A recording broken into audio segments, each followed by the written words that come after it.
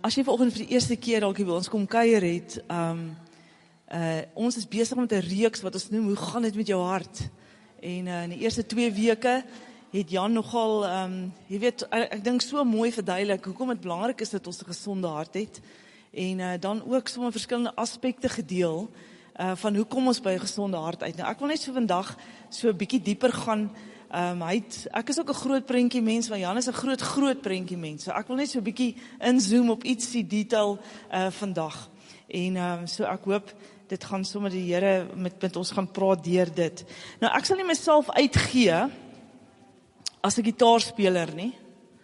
Maar so nou en dan tel ek my gitaar op.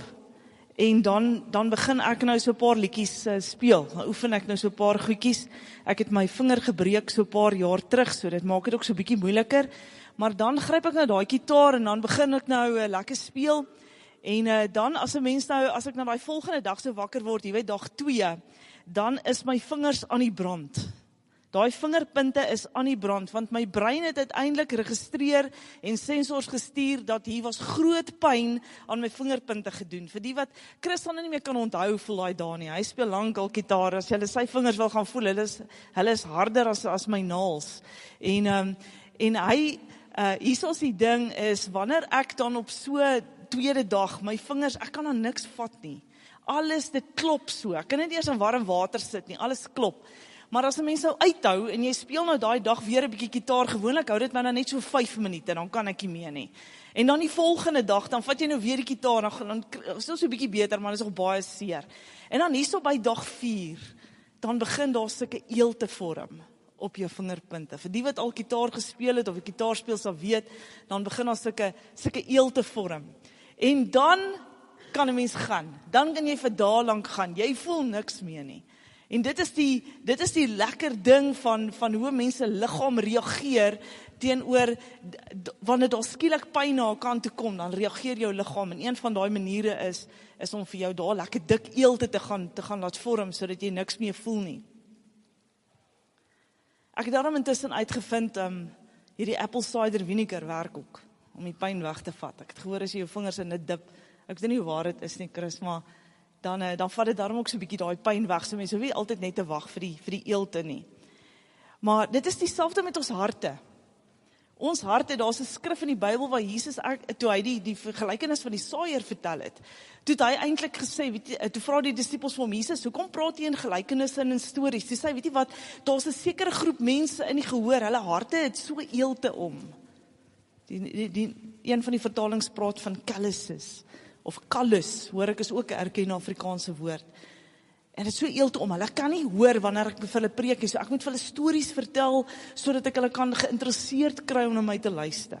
En dan haal Jesus nou al daai Jesaja 6 uit aan, so jy kan daai gaan lees, gelykenis van die saaiër, en dit het my laat dink, maar dit is dan presies so met ons harte kry ook partykeer ongelooflike pyn. Soos daai eerste dag as ek daai gitaar vat, en mense vingerpunte waar jou senuwees by mekaar kom in aanraking met verskriklike harde snare. So word ons harte ook partykeer ontvang pyn. En daai pyn is so erg, dat ons dit raak naderhand deel van ons lewe, en as ons nie genesing in dit inkry nie, dan kom ons by 'n plek wat ons begin om eelte te vorm rondom ons hart. So vanoggend wil ek praat van eelte tot kuns. Dis my subtitel vir vandag as ek praat oor, hoe gaan dit met jou hart? Van eelte tot kuns.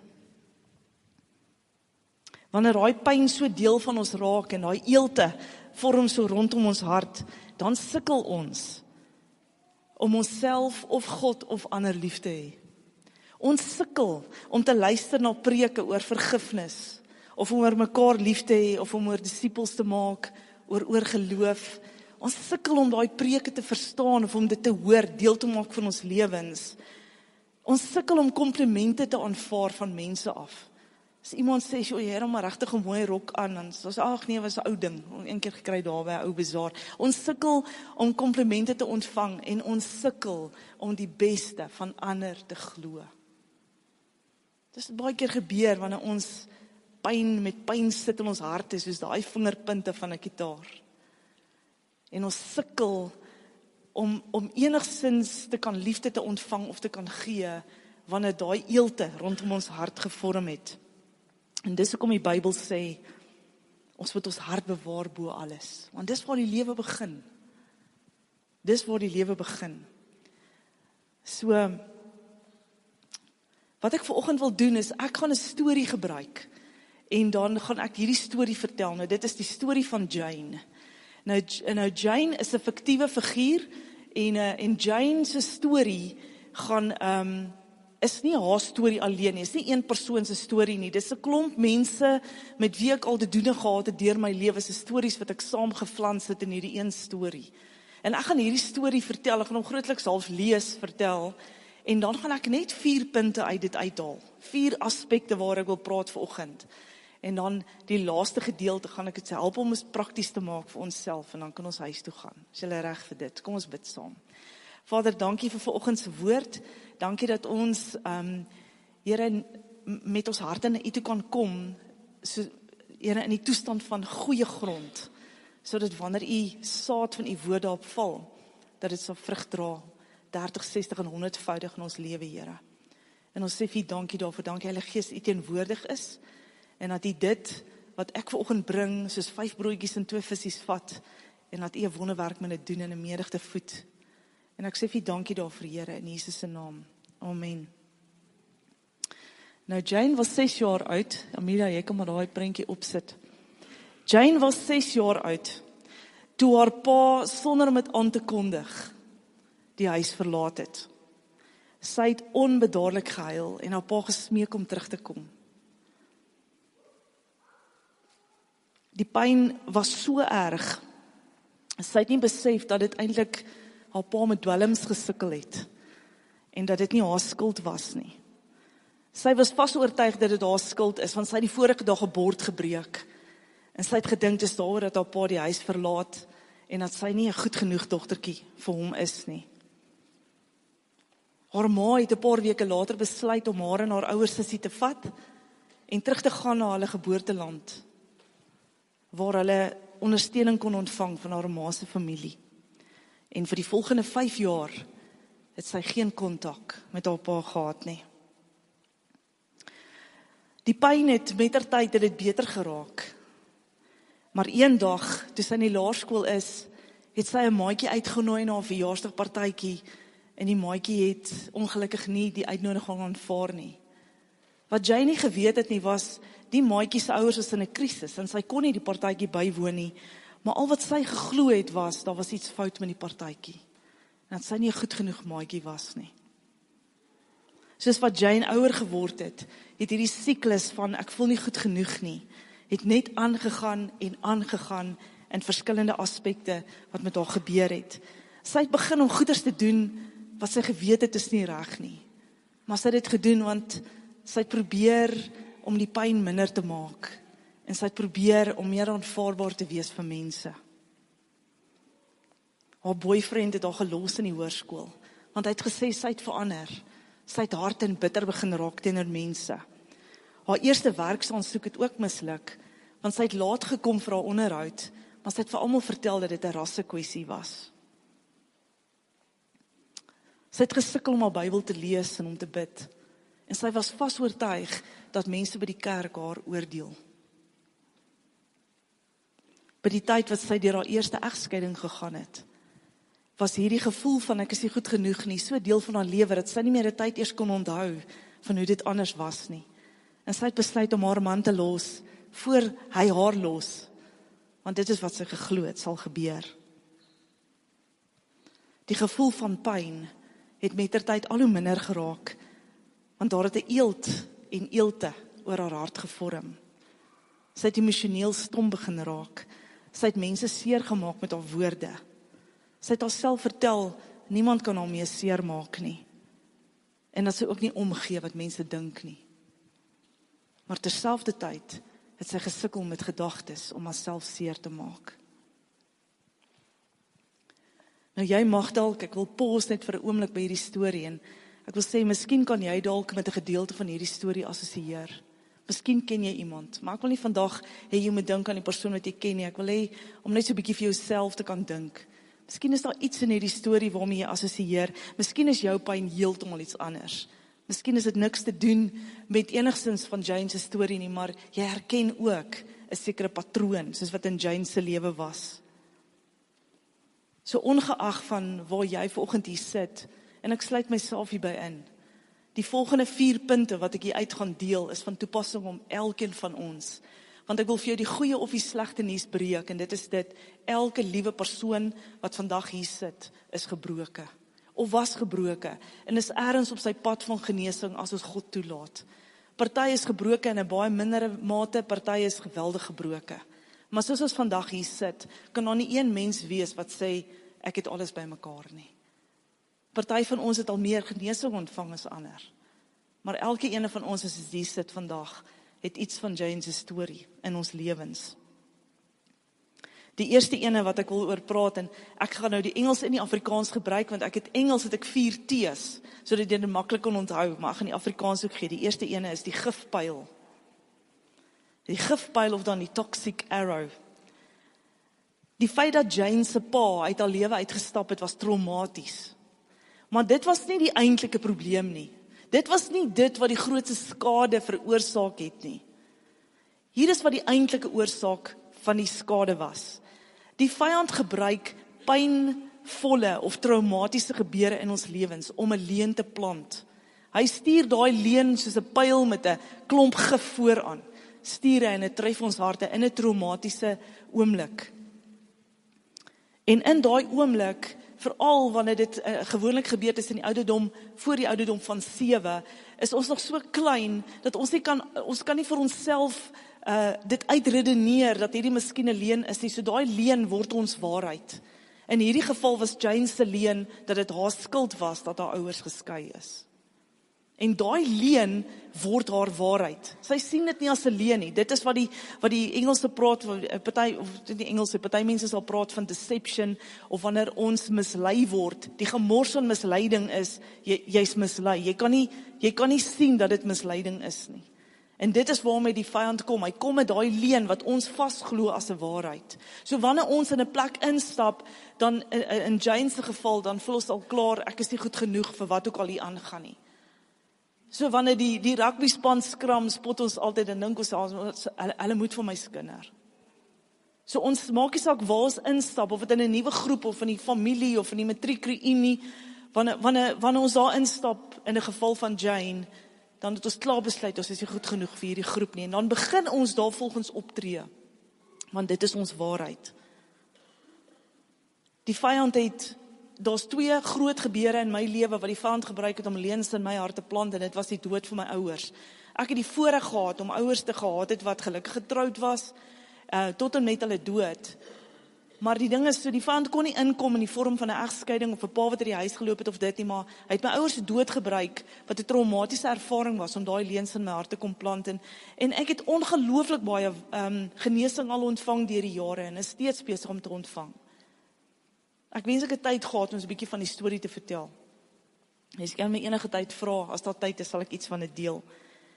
Maar Johannes 8 vers 32 sê, en hierso, ek sê altyd Johannes 8 vers 32 bevat die CV van die duiwel. As jy ooit wonder, waar is die CV van die duiwel? Hier is dit, jy weet curriculum vitae, daar weet jy moet sê wie hy is. Hy sê, hy was van die heel begin af 'n mensemoordenaar. En hy is nie in die waarheid, omdat die waarheid nie in hom is nie. Wanneer hy ook al leuns verkoop, praat hy volgens sy innerlike oortuiging, omdat hy 'n leienaar en ook die vader daarvan is. Soos iemand eendag gesê het, jy weet, hoe weet jy die vyand lieg, wanneer hy sy mond oopmaak? Die vyand kan nie die waarheid praat nie, hy weet nie 'n konsep van wat waarheid is nie. So daardie leuen kom dan in. En dan, wanneer daai leuen vir ons 'n waarheid word, soos wat ons dan ouer word in ons lewens, kry ons dan, en dis my volgende punt, is die sneller of die trigger. Ek dink ons praat deesdae so baie van trigger in Afrikaans, dat sneller klink nie reg nie. Maar ek gaan nou met die Afrikaans daar gee. Dis die sneller of die trigger. Dis wanneer daar 'n emosionele trigger is, wanneer daar 'n intense reaksie is, en die klem is hier op intens. 'n Intense reaksie in die huidige vorm, wat eintlik terugverwys na iets wat in die verlede plaasgevind het. Dit is byvoorbeeld wanneer ons in 'n vergadering of iets sit en Jane stel rooikoeldrank voor en die res van die groep besluit Ouros gaan beter werk, dan loop Jane uit die groep, leef die WhatsApp groep en trek sommer platteland toe.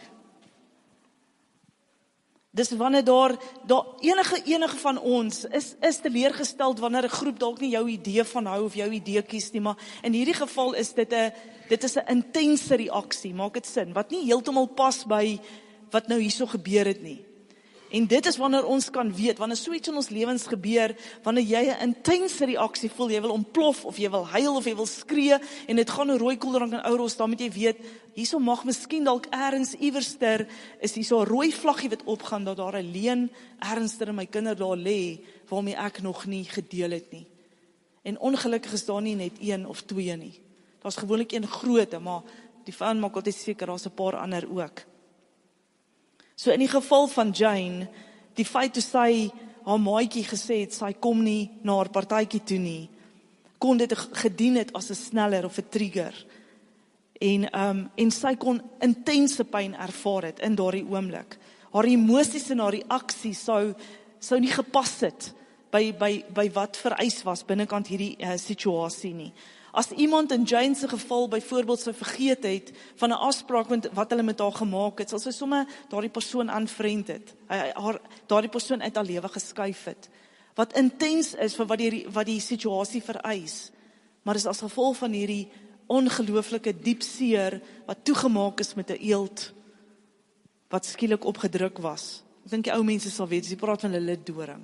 Ek dink is so daai ding, nê. Ek dink 'n liddoring is 'n goeie beskrywing. Is eintlik 'n harde ding, maar vat bietjie aan hom, dan is daar 'n intense reaksie. Die derde een is gaan oor die waarheid. Of the truth dan as derde T. Ek kon vir Jane vertel het. Ek en jy kon vir Jane saam, ons kan 'n hele selgroep gereël het om vir Jane te vertel, dit was nie haar skuld dat haar ouers geskei het nie. En ek kan vir ons amper 100% verseker dat sy sou die gebaar waardeer het. Dankie gesê het. Maar daardie waarheid, of dit wat ons probeer sê het, sou nooit gekanseleer het daardie leen wat in haar lewe wat sy mee loop. Sy het vir 'n rukkie beter gevoel het, baie dankie julle, ek waardeer dit. Maar wanneer die volgende trigger sou kom, dan sou daardie seer weer opgestaan het. Hier's die rede, net God kan daardie leen vervang met sy waarheid. Net God. En hier's die rede hoekom, want net hy was daar. Net hy was daar. Miskien het Jane se ma oorlede in die tussentyd en sy het nie die geleentheid gehad om werklike waarheid by haar ouers te kry rondom hierdie ding nie. Maar hier was die ding, die vader was daar. Die vader het langs daai 6-jarige dogtertjie gestaan, toe sy hart verskeurend gehuil het, toe papa uit die huis uitloop. En dit is daar Jesus, wat daar gestaan het, wat die waarheid met kom herstel, en dit vir haar kan bring. Jane het op die ou einde uit absolute, hoe sê hulle, sy was by 'n cul-de-sac, 'n eindloop, 'n dead end, en sy het besluit om iemand te kry saam met wie sy kon bid, en Jesus het vir haar die waarheid vertel. Hy het vir haar gesê, in 'n oomblik van gebed, vir haar gesê, het was nie jou skuld nie. Jou pa het uitgeloop, want hy was so skaam oor sy dwelmgebruik, dat hy julle wou beskerm, en gevoel het, dit sal beter wees vir julle, as hy liewerster homself verwyder uit julle lewens uit. Dit was die eintlike waarheid. Dit was die eintlike rede agter jou pa se aksie.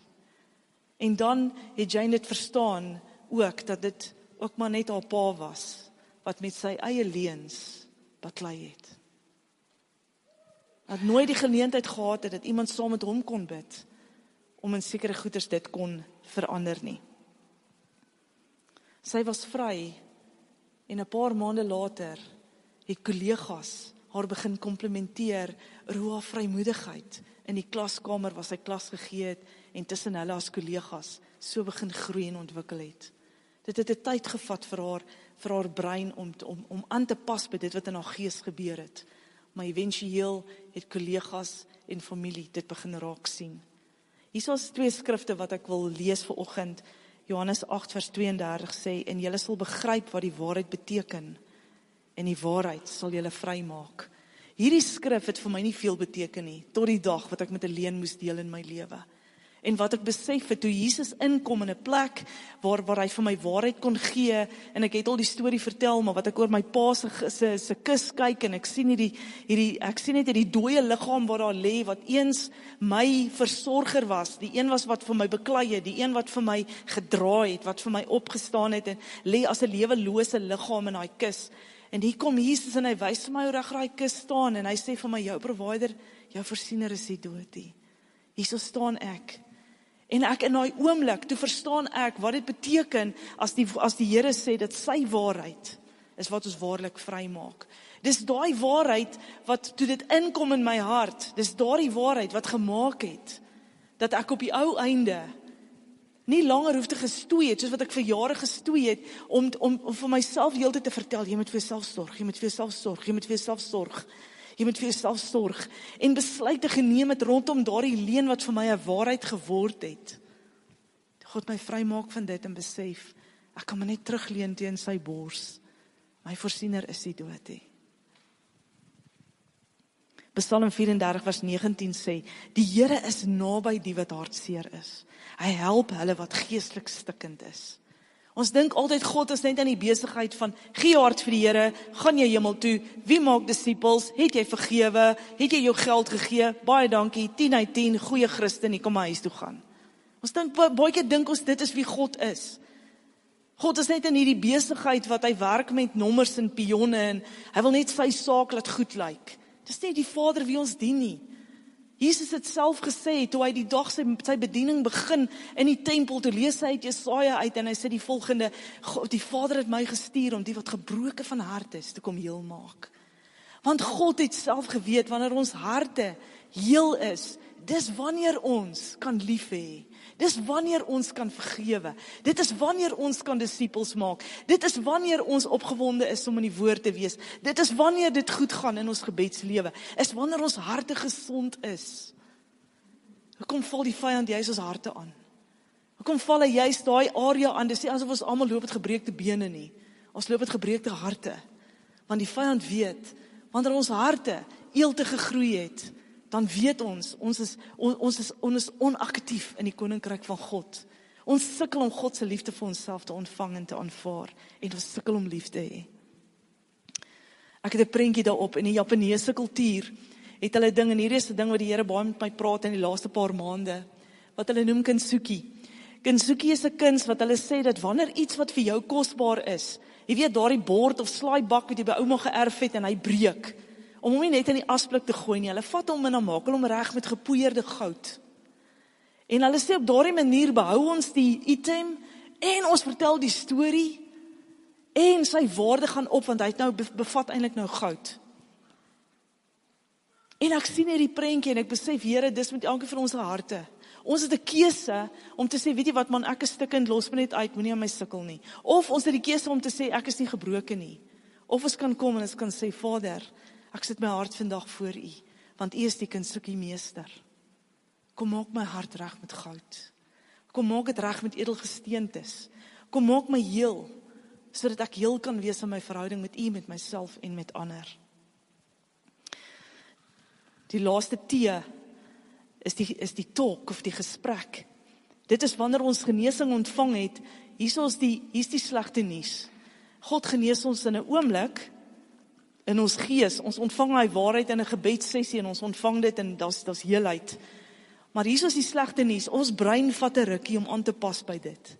Want ons is so gewoond om op 'n sekere manier te praat, of 'n sekere manier op te tree. So nou het ons die mense rondom ons nodig, om vir ons te kan help, wanneer daai triggers weer opkom. Om te kan sê, nee, ek hoef nie, ek kan maar trust, ek kan maar vertrou. Dit is heeltemal oukei as ons die ou ros kies. Niemand verwerp my, omdat ek rooi koeldrank voorgestel het nie. Niemand dink ek is treurig of sleg of nie goed genoeg nie. Dit is net 'n koeldrank. En ons het mense rondom ons nodig om daardie gesprek te kan hê. Ek wil 'n voorbeeld vat, daar's 'n vrou met die naam van Teresa. Sy was baie ongelukkig oor haar man, altyd televisie kyk, terwyl sy na die kinders omsien. En sy was altyd so kwaad vir hom, so, jy weet, intense reaksie gehad, om aangeval en om verkleineer. En toe hulle begin gesels oor hierdie ding, toe kom sy agter, dit herinner haar eintlik aan toe sy 7 jaar oud was, toe haar pa die huis uit is. en haar ma met haar en haar boeties en sissies net so gelos het. En hulle kon daaroor praat en hy kon haar help om te kan verstaan, maar dit is nie elke keer wanneer ek die televisie kyk, is nie om jou alleen te los met die kinders nie. En hulle kon by redelike verwagtinge wat hulle het van mekaar ook uitkom. En dis die volgende ding wat ek net vinnig wil los. Hier's 'n ding wat ek gevind het in my eie persoonlike lewe. Dit is as ons hierdie in plek het, dan het die vyand minder kans om vir ons nuwe leuns in ons lewe te plaas. En dit is van die verwagtinge wat ons het van ander mense. Ek praat nie eers van onsself nie. Ek praat van ander mense. En ek wil vra, as jy neerskryf, skryf hierdie 4 goed neer vandag rondom verwagtinge. Is jy bewus van jou verwagting wat jy het van ander mense? Dis die eerste vraag. Is jy bewus daarvan? Party van ons is nie eers bewus daarvan dat jy verwag dat jou kuiergaste die honde ook moet groet wanneer hulle by jou kom kuier nie. Was al sulke mense, of miskien is jy so. Sê hallo vir Snippie ook. Jy weet, ons kom nie eers agter ons het daai verwagting wat ons op mense sit nie, maar dit is 'n verwagting. Maar ons is nie bewus daarvan nie. Is jy bewus van wat jy van mense verwag? Die tweede ene is jou verwagtinge realisties? Nou hier het ek gevind, dat as jou verwagting nie realisties is nie, dis baie keer, as die persoon, jou man of jou vrou, of jou familielid, of jou vriend vir jou sê, hierdie is nie realisties nie, dan is dit baie keer 'n baie goeie aanduiding, dat daar miskien 'n leuen ergens iewerster mag wees, wat maak dat hierdie verwagting op iemand sit. Is dit realisties? Jy weet, soos die pa wat so teleurgesteld was, omdat sy seun hepatitis B gekry het en nie hepatitis A nie.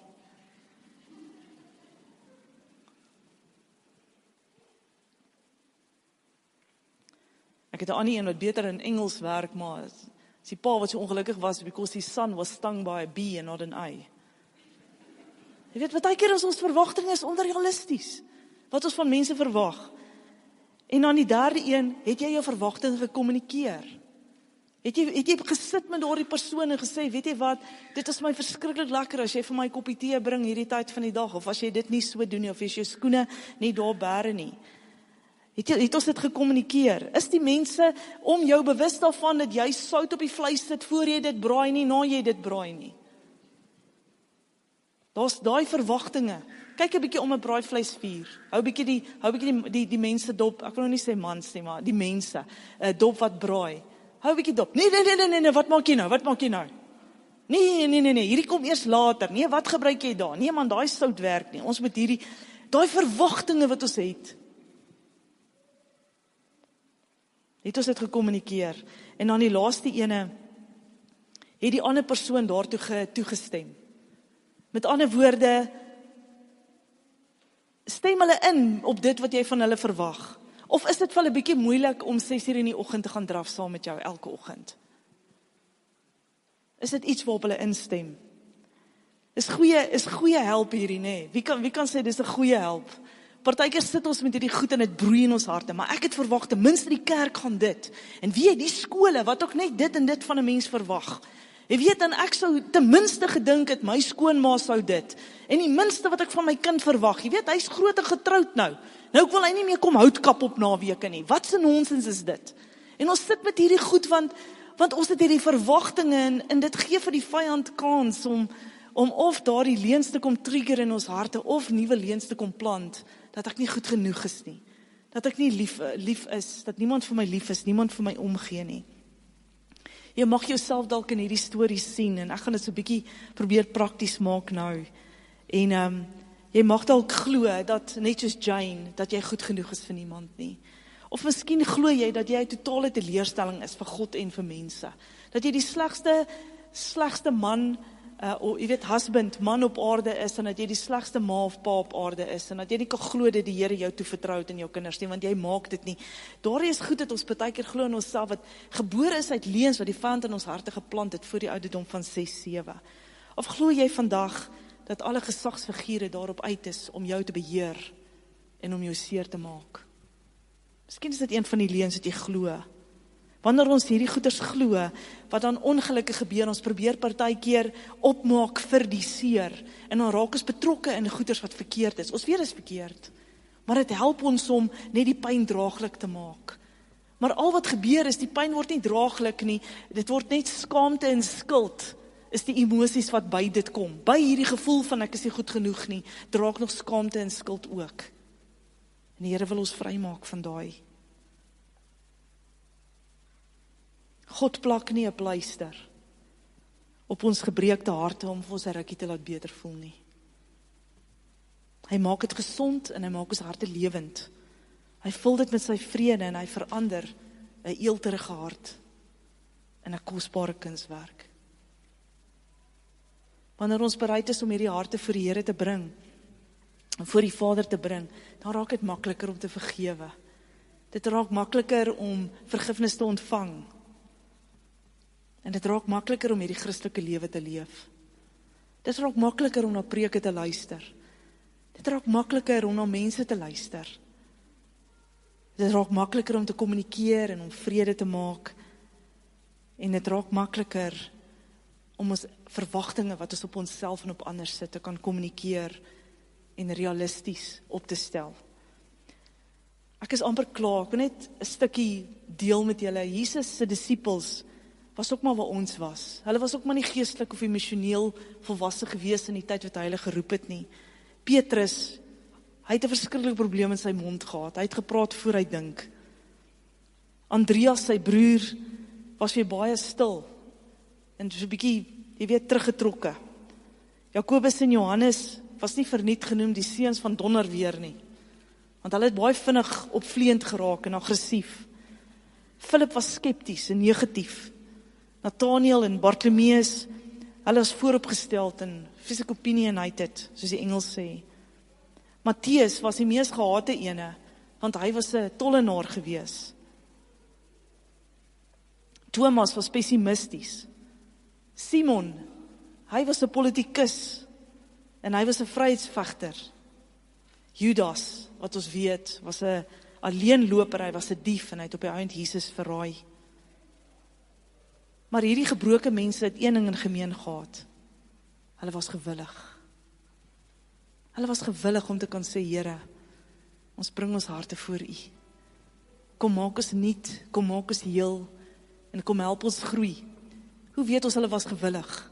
Want as ons kyk na hulle eindstories, die feit dat ek en jy vandag hier sit en die voorreg het om die evangelie te kon hoor, is baie te dank aan hulle, wat getrou na die dood en opstanding en opvaring van Jesus Christus, die kerk geplant het, en die goeie nuus verkondig het.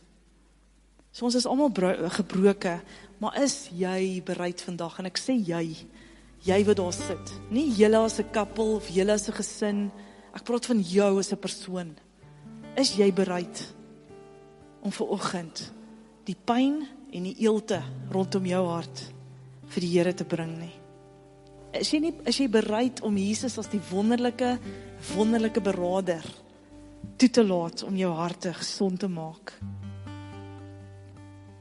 Nie net vir die voordeel, vir jou eie voordeel, maar ook die voordeel van ander. As dit jy is, as jy vanoggend bereid is, as jy gewillig is soos die disippels, as jy sê, Here, ek gaan my trots bietjie eenkant sit, dan wil ek jou vra dat jy vanoggend saam mee sal staan. Ek wil sommer vra dat ons as 'n familie gaan regop staan, en dan gaan ek vra, as dit jy is, wie net vinnig jou hand sal oplig nie, staan gou saam mee. As jy vanoggend wil sê, Here, ek wil bietjie teruggaan na daardie pynvol areas in my lewe. Ek wil vra dat U my sal lei. Party het onmiddellik onthou toe ek gepraat het, waarvan ek praat. Jy onthou 'n pynvol tyd in jou lewe, in jou kindertyd, wat jy saam met jou dra al vir al hierdie jare. Daar's party wat sê, ek kan nie nou niets dink nie, maar ek gaan die Here vra dat jy sal herinner in hierdie week. Laasweek toe Jan woord bring, terwyl hy praat, toe wys die Here vir my 'n ding, sê van Louise, daar's 'n area wat ek vir jou wil waarheid bedien. Dis nie 'n groot storie nie, maar dit het beïnvloed hoe ek vir mense bid, en die geloof wat ek vir mense bid. En die Here het my waarheid in daardie area gebring, in hierdie week, net nadat hy 'n ding vinnig genoem het, praat die Here met my, so ek weet God werk, en ek wil vanoggend vir jou vra, as dit jy is, kom ons maak ons oë toe, die rede kom ons oë toe maak, niks vreemd gaan gebeur nie, ek wil net ons met ons oë toe maak, so ons net vir 'n oomblik kan fokus op, net ek en die Here.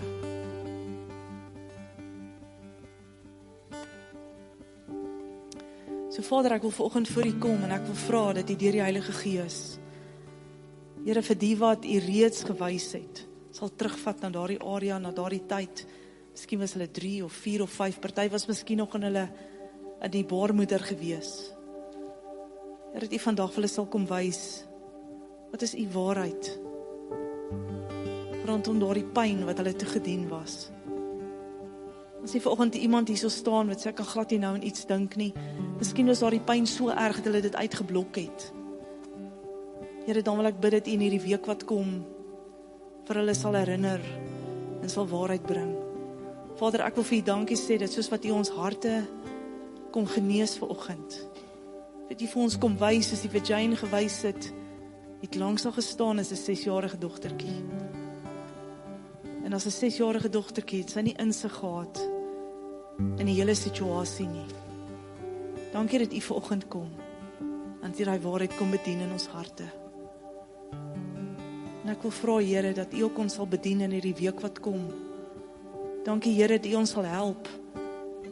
Dat vrouens hulle mans sal help, mans hulle vrouens sal help, vriende hulle vriendinne, ons vriende mekaar sal help, ouers hulle kinders sal help, kinders hulle ouers sal help. Here, dat wanneer daardie snellers, daai triggers opkom, dat dit sommer vir ons gewoonte sal wees, om te kan teruggaan en te kan sê, Vader, wat is die waarheid hier? Here, dankie dat U ons herstel tot by 'n plek, waar ons heel in onsself is, wat ons onsself lief het, soos wat U ons lief het, en wat ons die mense rondom ons ook so kan lief hê. Dat ons genade kan hê vir onsself en vir ander. En ons sê wie dankie daarvoor, Here, en ek bid dit in Jesus naam. Amen.